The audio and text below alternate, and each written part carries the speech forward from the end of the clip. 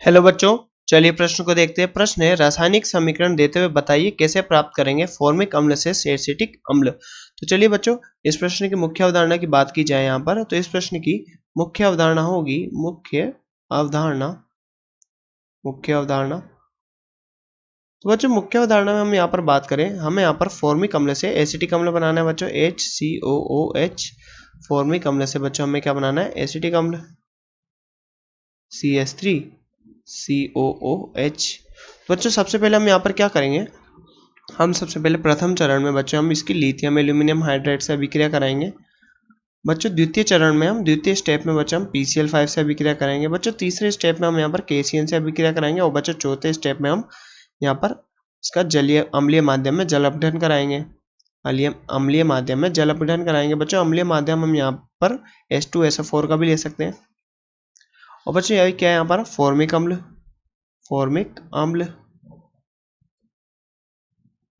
अम्ल और बच्चों ये क्या है? एसिटिक अम्ल।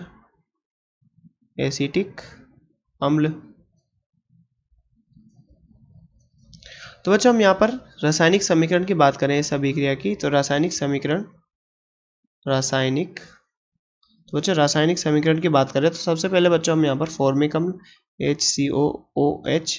तो बच्चों ये हमारे पास क्या है? फॉर्मिक अम्ल है। अब फॉर्मिक अम्ल की अभिक्रिया जब बच्चों हम कराते हैं लिथियम एल्यूमिनियम हाइड्राइड से, जो कि हमारा प्रथम स्टेप है, लिथियम एल्यूमिनियम हाइड्राइड से, तो बच्चों हमें क्या प्राप्त होता है यहाँ पर? Methanol CH3OH। बच्चों क्या है? हमारा फॉर्मिक अम्ल।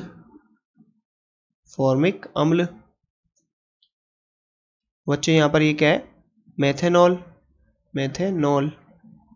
तो बच्चों जब हम अब मेथेनॉल की क्रिया हम बच्चों कराते हैं PCl5 से, जो कि हमारा द्वितीय स्टेप है, PCl5 से।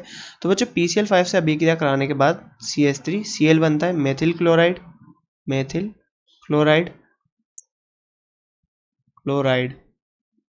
अब बच्चों मेथिल क्लोराइड बनने के बाद हम इसकी KCN से अभिक्रिया कराते हैं, जो Cl CN- द्वारा प्रतिस्थापित होकर यहाँ पर बच्चों यहाँ पर बनाता है मेथिल साइनाइड।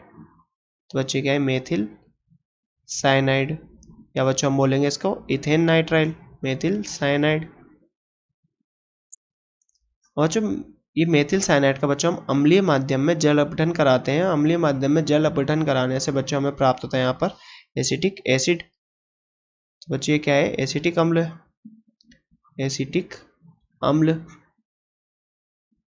तो बच्चों हमें एसिटिक अम्ल प्राप्त होता है। चलिए बच्चों इसकी हम क्रियाविधि की यहाँ पर बात करें, तो यहाँ पर क्रियाविधि की बात करते हैं बच्चों। क्रियाविधि क्रियाविधि। तो बच्चों क्रियाविधि में देखें तो लिथियम एल्यूमिनियम हाइड्राइड जो होता है बच्चों, लिथियम एल्यूमिनियम हाइड्राइड, ये H- का रिलीज करता है, H- को, जो कि बच्चों क्या होता है? ये नाभिक स्नेही होता है, नाभिक स्नेही। बच्चों ये जो नाभिक स्नेही होता है, ये यहाँ पर नाभिक स्नेही अपचयन करता है, नाभिक स्नेही अपचयन। तो बच्चों यहाँ पर नाभिक स्नेही अपचयन होता है, नाभिक स्नेही अपचयन होता है। बच्चों नाभिक स्नेही अपचयन में दो प्रकार की क्रियाएं होती है बच्चों, NSR और NAR। तो NSR और NAR। बच्चों NSR की बात करें तो ये होता है नाभिक स्नेही प्रतिस्थापन अभिक्रिया, नाभिक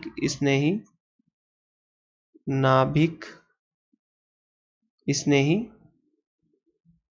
प्रतिस्थापन। तो बच्चों यहाँ पर नाभिक स्नेही प्रतिस्थापन अभिक्रिया होगी। और बच्चों बात करें NAR की, तो बच्चों यहाँ पर क्या होती है? नाभिक स्नेही योगात्मक अभिक्रिया।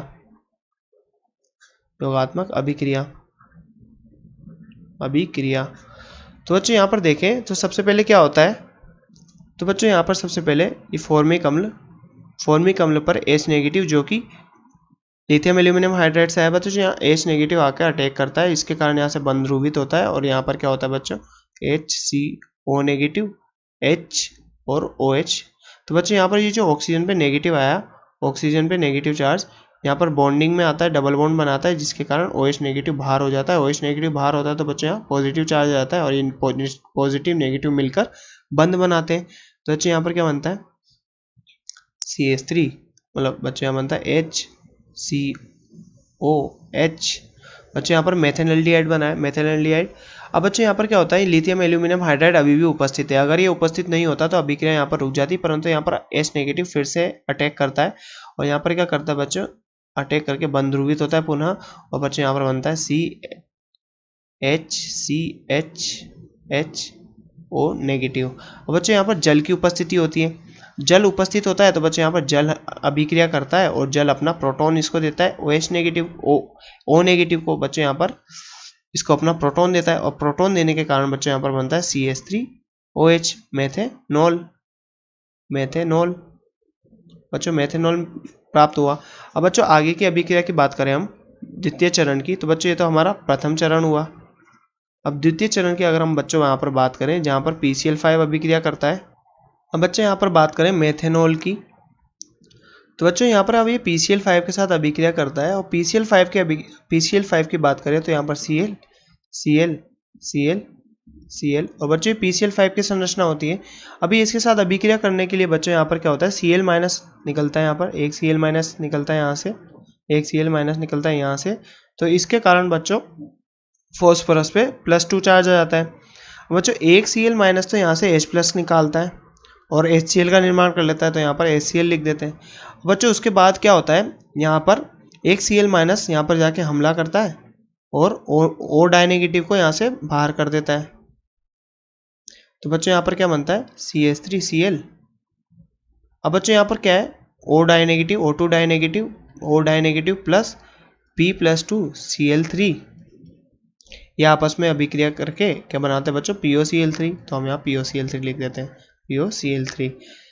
तो बच्चों यहाँ पर क्या होता है, ये H+ और Cl- मिलके बच्चों HCl बनाते हैं, जो हमने यहाँ पर इसको लिख दिया।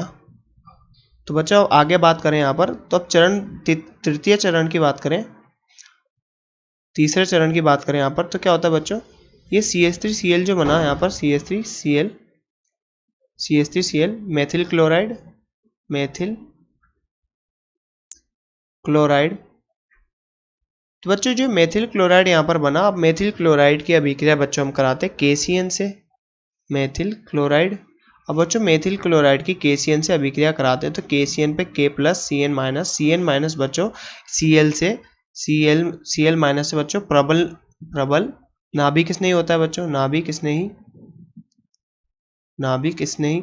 तो बच्चों ये क्या होता है, प्रबल नाभिक स्नेही होता है, और प्रबल नाभिक स्नेही होता है तो ये एक Cn- यहाँ पर अटैक करता है CH3 पे और Cl- को यहाँ से बाहर कर देता है, और बच्चों हमारे पास क्या बनता है CH3Cn + KCl। अब बच्चों यहाँ पर चतुर्थ चरण की बात करें, यहाँ पर क्या होता है, अब यहाँ पर हम इसका अम्लीय माध्यम में जल अपघटन कराते हैं, किसका बच्चों, यहाँ पर मेथिल साइनाइड का, मेथिल साइनाइड।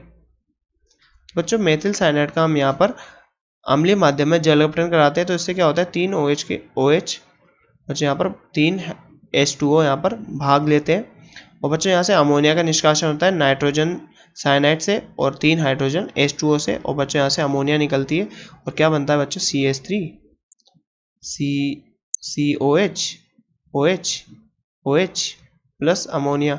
अब बच्चों हम जैसे कि जानते हैं कि एक कार्बन पर 3 OH समूह अस्थायी होते हैं, तो बच्चों यहाँ से जल के अणु का निष्कासन हो जाता है, जल के अणु का निष्कासन होकर बच्चों यहाँ पर क्या बनता है, यहाँ पर बनता है एसिटिक अम्ल CH3COOH प्लस अमोनिया। और अच्छा हम यहाँ पर क्या, ये एसिड की तरह काम करेगा, ये अम्ल की तरह, बच्चों ये क्षार की तरह, बच्चों यहाँ पर अम्ल क्षार अभिक्रिया हो जाती है, जिसके कारण क्या बचता है बच्चों यहाँ पर CH3CO अमोनियम एसीटेट प्लस बच्चों जल। तो यहाँ पर क्या होता है बच्चों, यहाँ से H+ निकलता है, ये H+, बच्चों यहाँ पर ये H+ अमोनिया के साथ लोन पेयर के साथ अभिक्रिया करके अमोनियम आयन बनाता है, और ये ammonium ion NH4 positive ion बच्चों इस नेगेटिव के साथ आकर्षण दर्शा के अमोनियम एसीटेट बनाता है। अब बच्चों हम यहाँ पर अम्लीय माध्यम इसलिए रखते हैं क्योंकि अम्लीय माध्यम रखने से हम बच्चों इसका प्रोटोनीकरण करते हैं, प्रोटोनीकरण। और बच्चों हमें हमारे उत्पाद की हानि ना हो, इसलिए हम बच्चों विलयन का अम्लीय रखते हैं, ताकि अगर यहाँ पर एसीटेट आयन बन भी जाए अमोनियम एसीटेट, तो हमको उसका प्रोटोनीकरण करके हमारा उत्पाद जो कि एसिटिक अम्ल है उसको सही सलामत प्राप्त कर सके। तो बच्चों जैसा कि हमसे प्रश्न में पूछा गया था फॉर्मिक अम्ल से एसिटिक अम्ल आप कैसे बनाएंगे, तो बच्चों हमने यहाँ पर इसकी सबसे पहले इसकी रासायनिक समीकरण को देखा, फिर बच्चों इसकी क्रियाविधि को समझा। तो बच्चों आशा करते हैं आपको प्रश्न समझ में आया होगा। धन्यवाद।